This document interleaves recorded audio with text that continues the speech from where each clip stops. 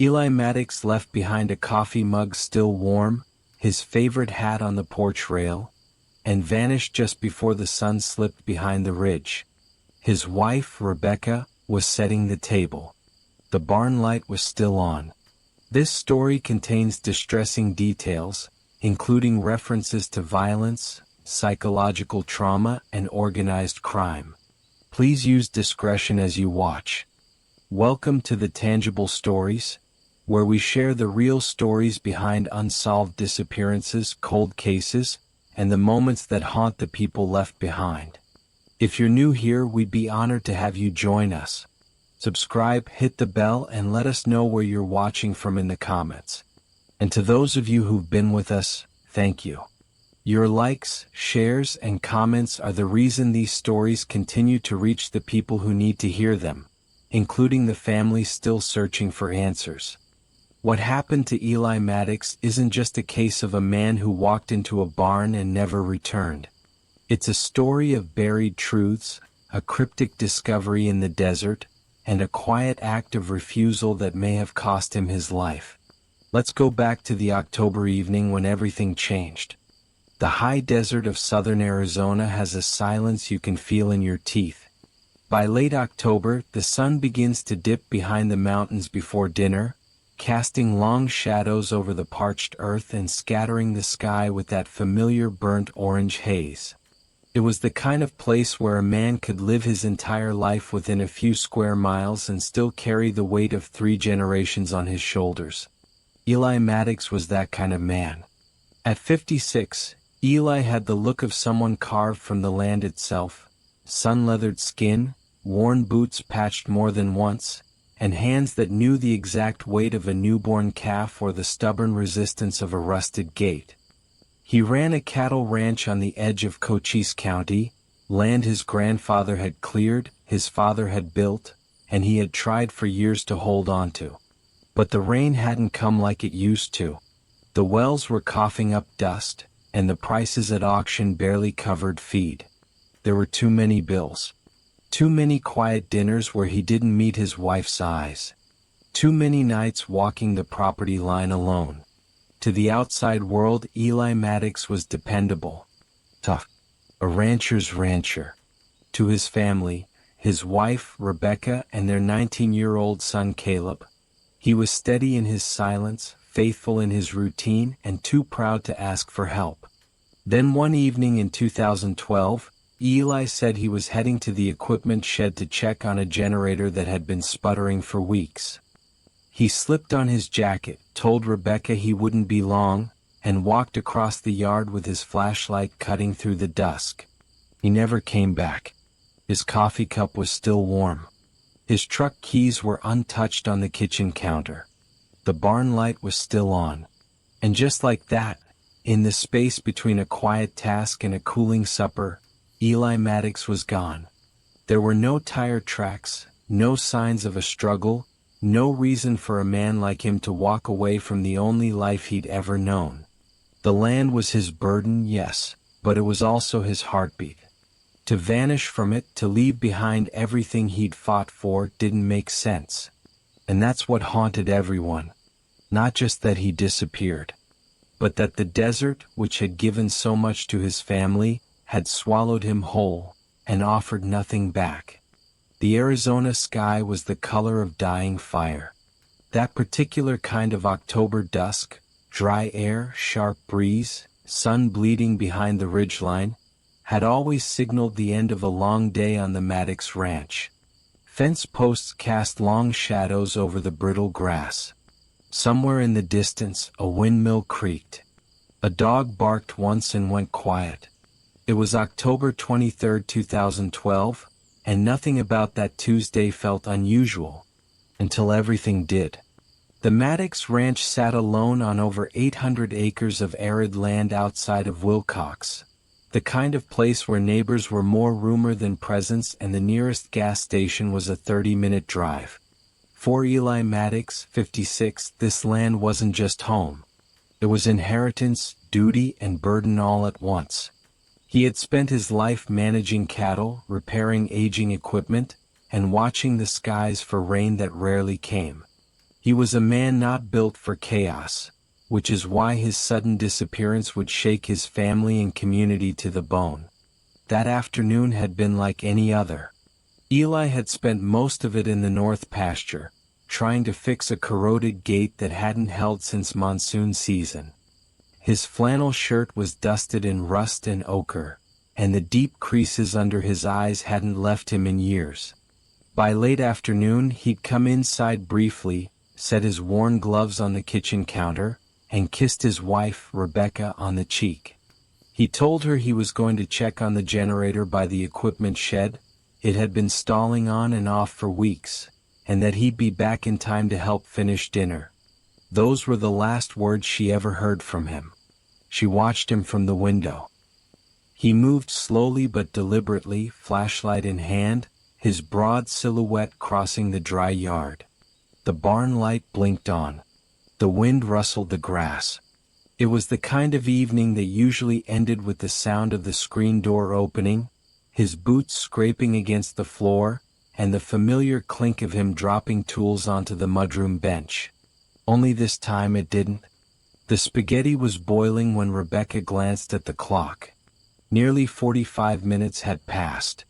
She wasn't immediately worried. Eli had always lost track of time with machines, a quiet perfectionist. She poured 2 glasses of sweet tea, set the table like she always did, and called out through the open door, her voice trailing into the dusk. "Eli?" No answer.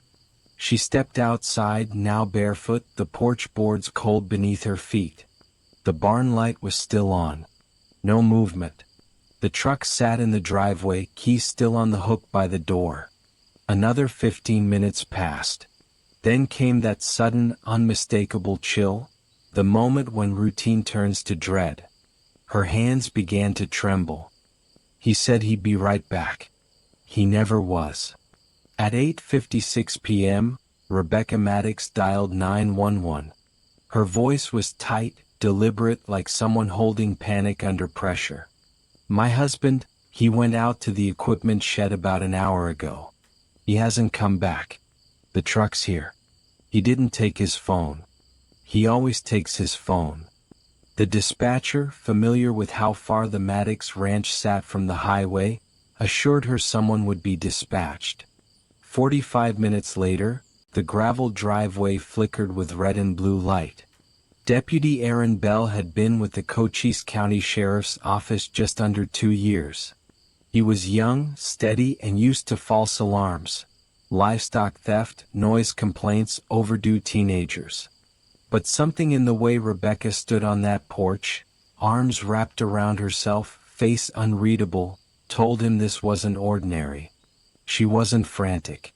She was hollow. Inside the house, Caleb Maddox, Eli's 19-year-old son, stood near the door, shifting anxiously in his boots. He had the same quiet intensity as his father, but none of the answers. Deputy Bell took notes as Rebecca described the evening in exact detail. No argument. No health issues. No signs of distress. Eli had eaten lunch, checked on the water tanks, and kissed her before heading to the shed. That was it. They walked the property together.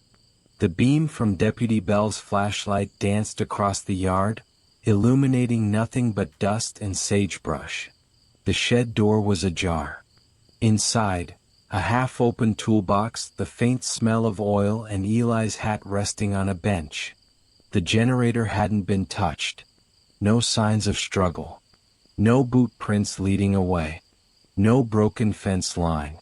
No sound at all. It was as if Eli Maddox had evaporated. Deputy Bell called for backup and logged the official report. Adult male, last seen on private property, presumed missing under suspicious circumstances.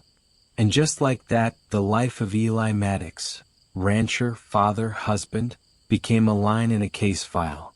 A mysterious Arizona disappearance that made no sense to the people who knew him.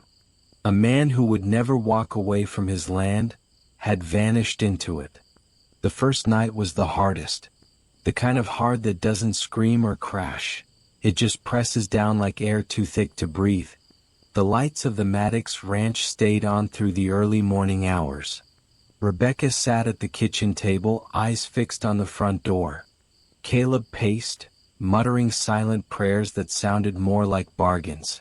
And outside, under the vast expanse of stars, the desert didn't whisper a single thing. By sunrise on October 24th, the missing person report had become a full-scale search. Deputy Aaron Bell returned with 3 more officers from the Cochise County Sheriff's Office, all of them seasoned in search protocol but rattled by the emptiness of the scene. No vehicle missing.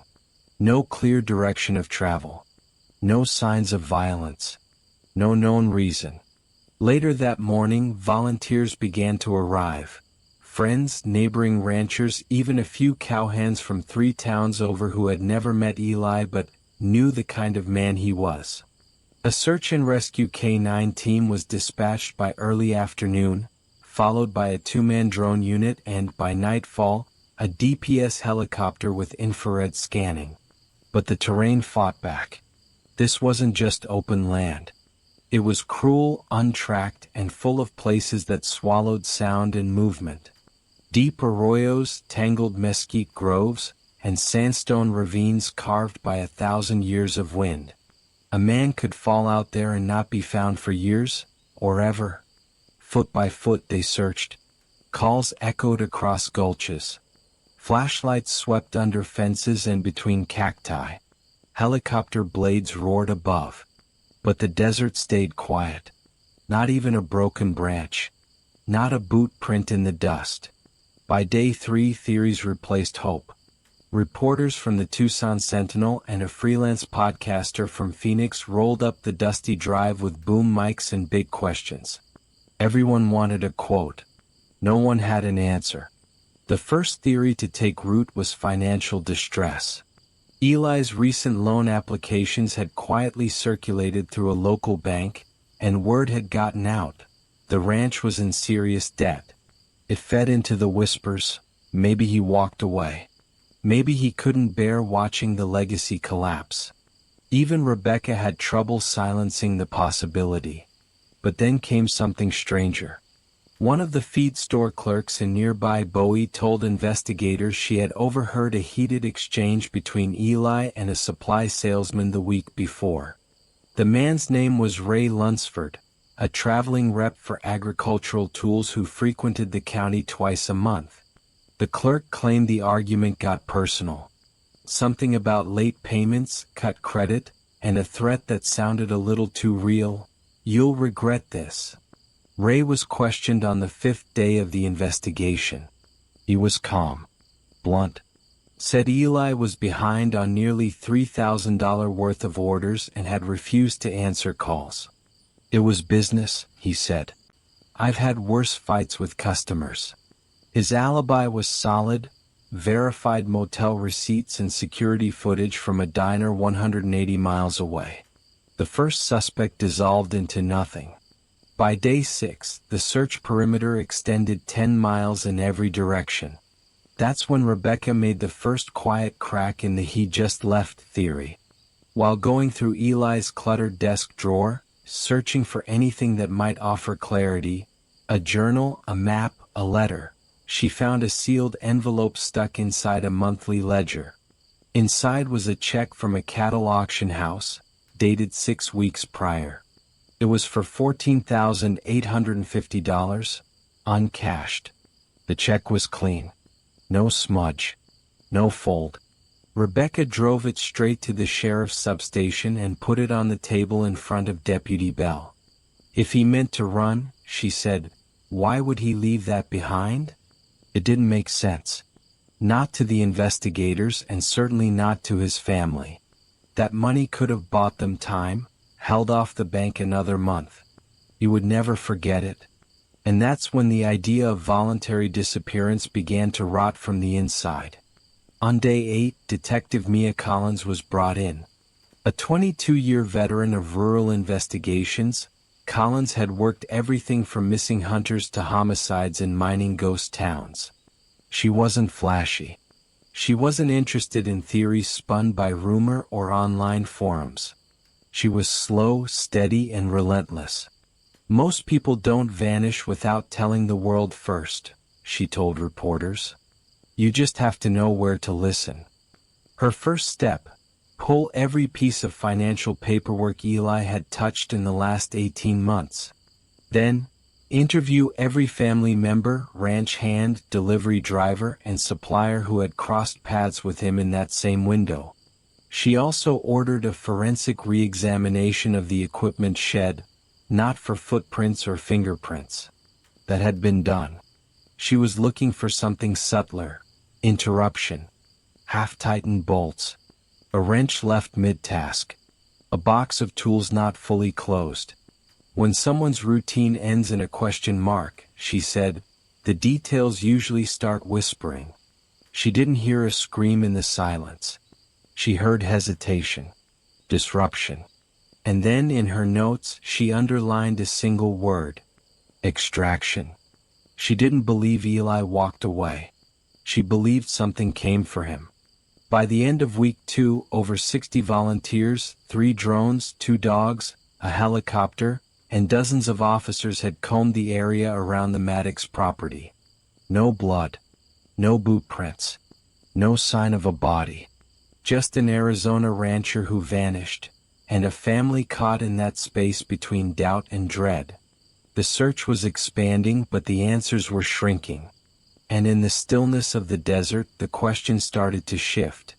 Not where did Eli go, but who, or what, didn't want him to be found. Time doesn't stop when someone disappears, but it does stretch. By October 2013, 1 year after Eli Maddox walked out to his equipment shed and never returned, the search had changed. No more helicopters. No more volunteers fanning out across the ravines. The pasture was silent again. The gates hung crooked. The windmill still creaked. But the Maddox family, Rebecca and 19-year-old Caleb, lived in a constant state of in-between. Eli wasn't confirmed dead. He wasn't confirmed missing by foul play. He was just gone. There was no memorial service. No obituary. No closed account. Rebecca was forced to navigate the kind of legal limbo no one prepares for. She couldn't access certain financial accounts. She couldn't file for life insurance.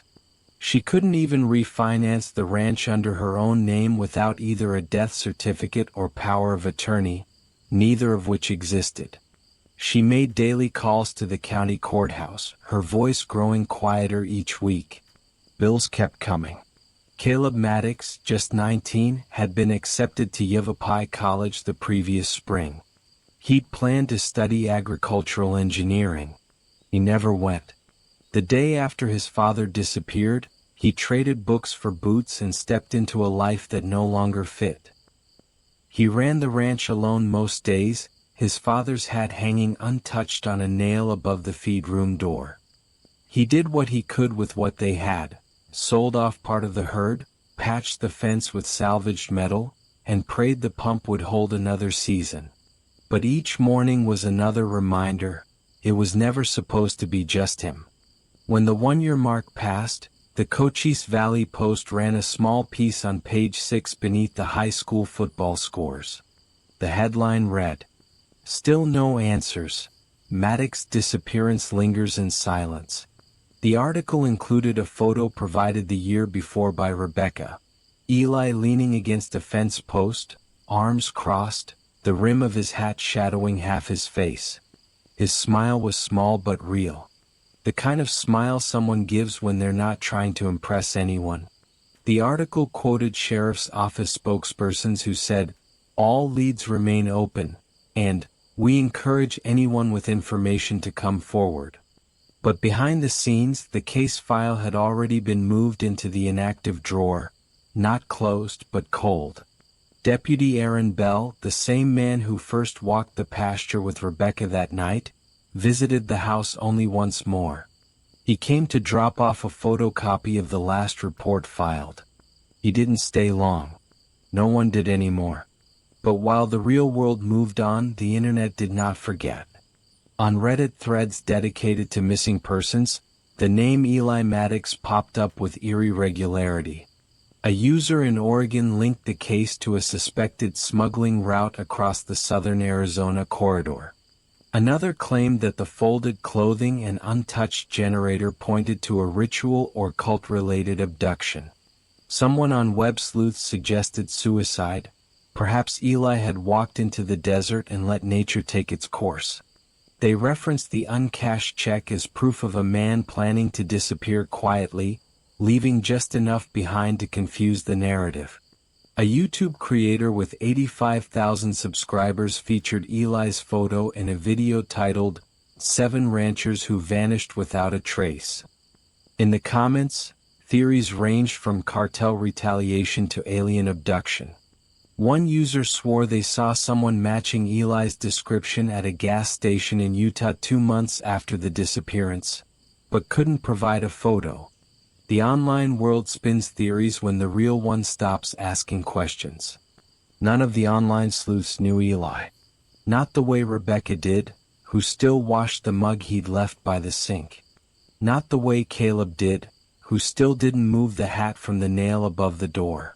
Detective Mia Collins, who had once followed the trail like it mattered, was now stretched thin between 3 new investigations. She didn't forget the case, she just had nothing left to pull.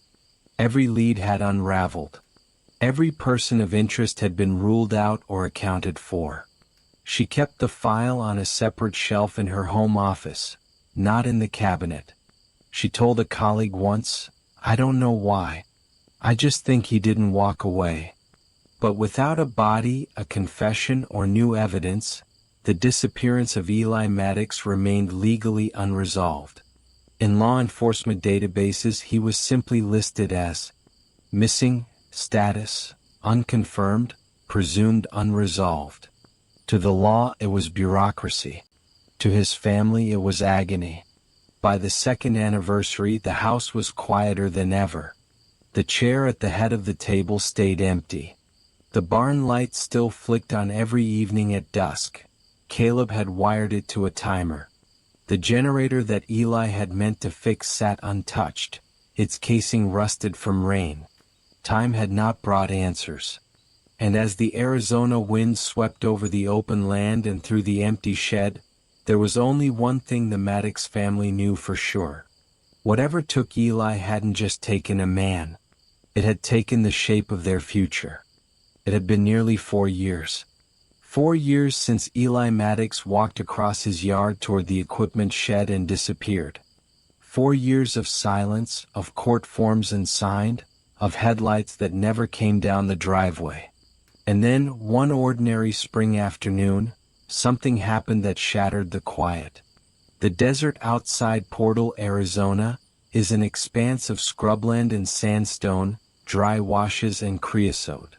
It doesn't often offer second chances, but on April 6, 2016, it did. Natalie Romero, 42, had run the same dusty trail for nearly a year. It cut through a forgotten stretch of state-managed land, a place where few people walked and fewer stayed.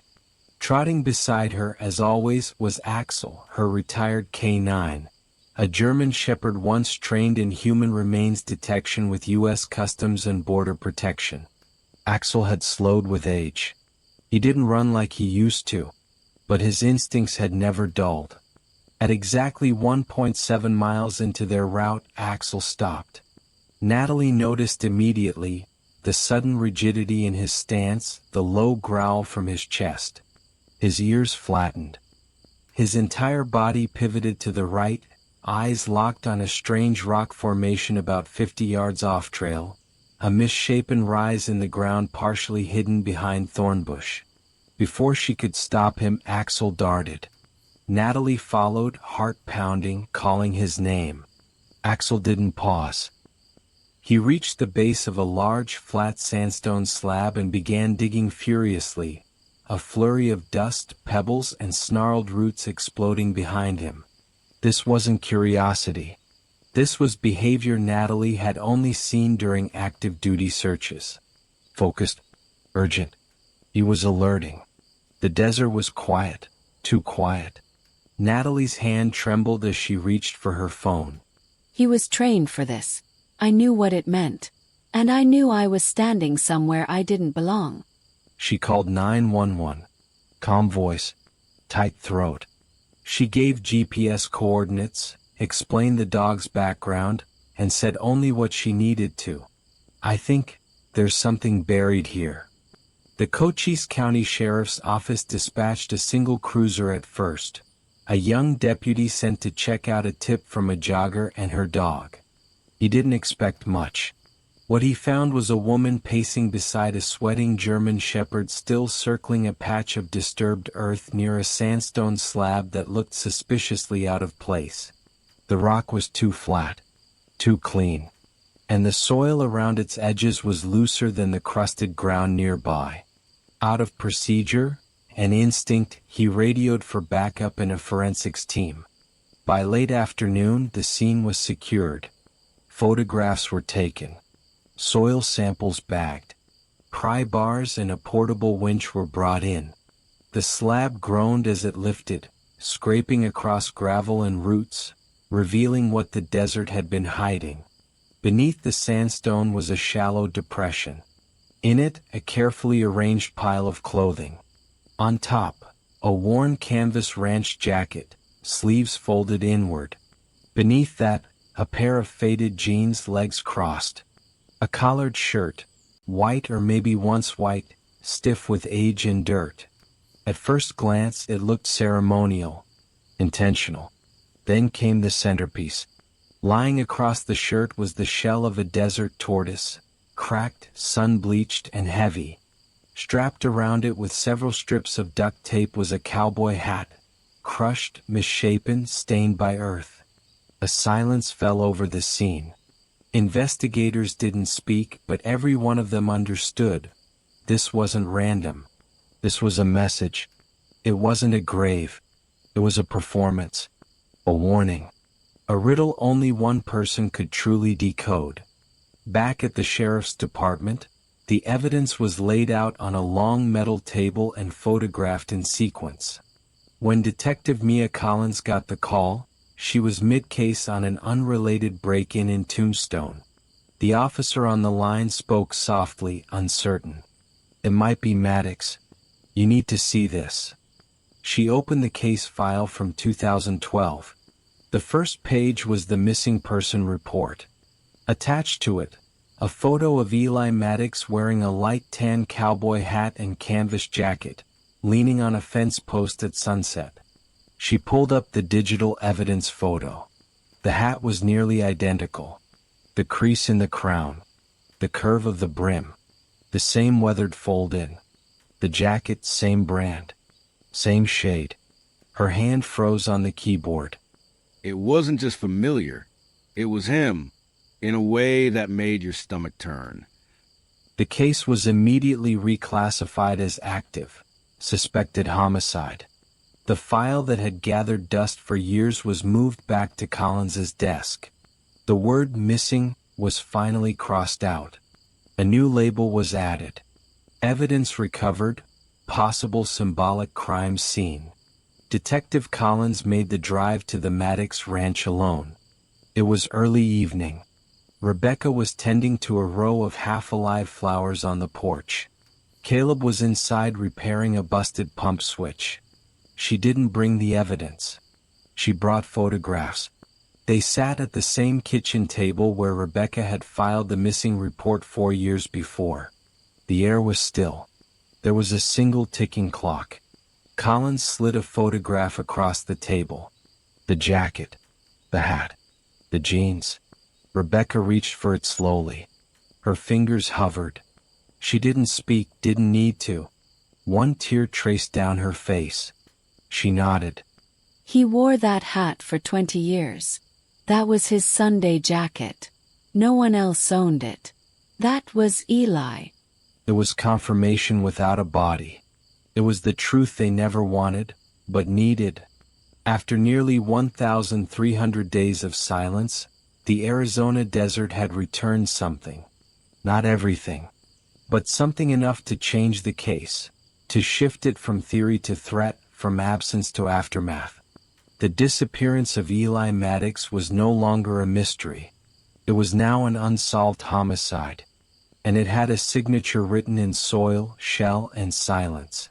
Before we go any further, if you've made it this far into the story, through the silence, through the unanswered questions, through the weight of what this family has endured, then you already know something most people don't.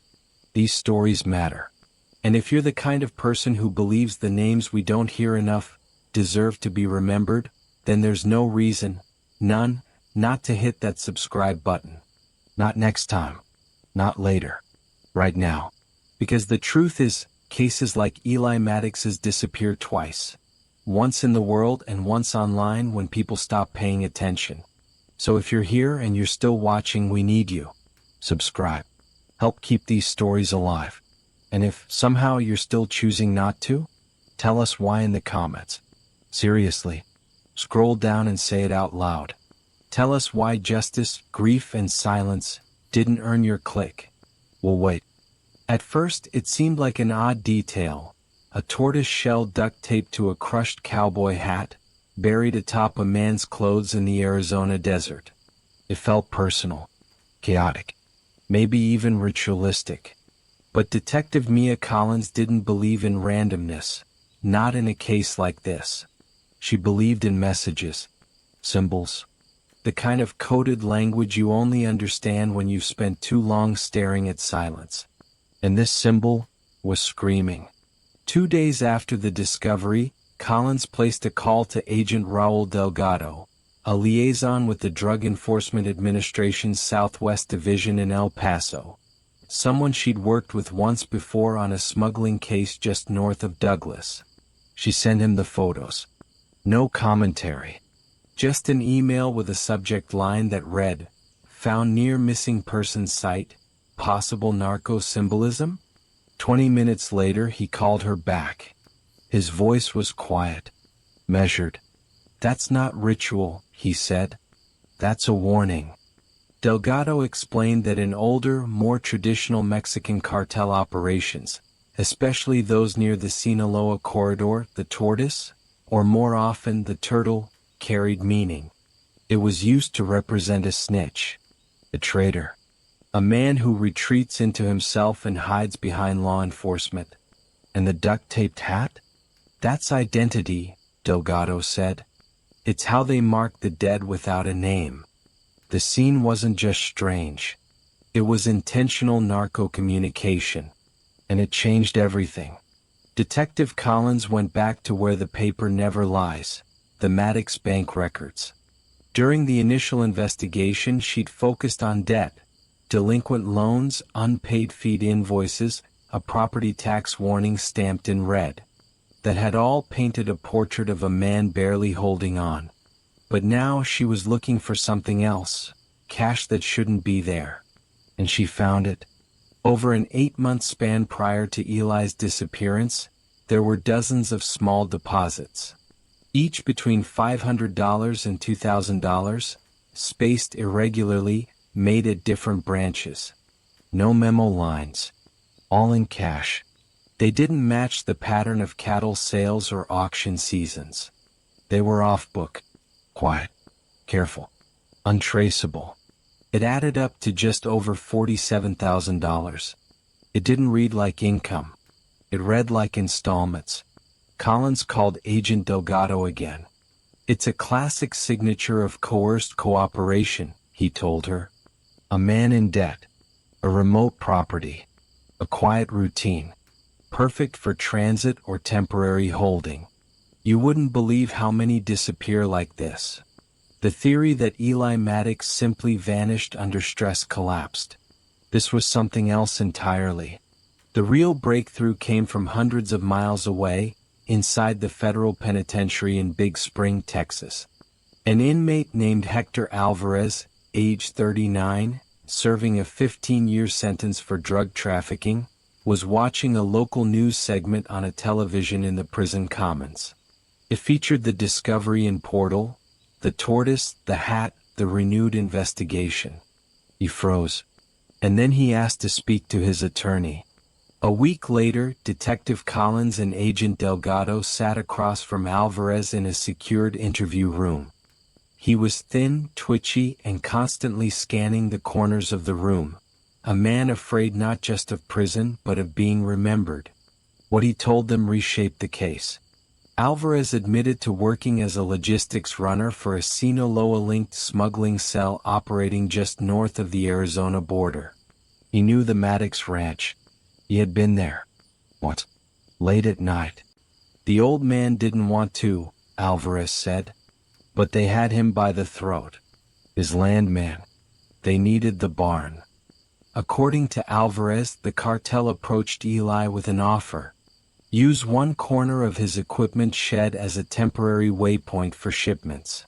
Not drugs at first, just cash, parts, and the occasional undocumented courier.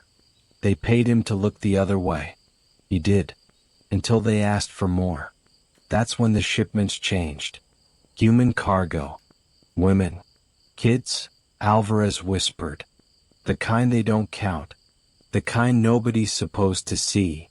That's when Eli said no.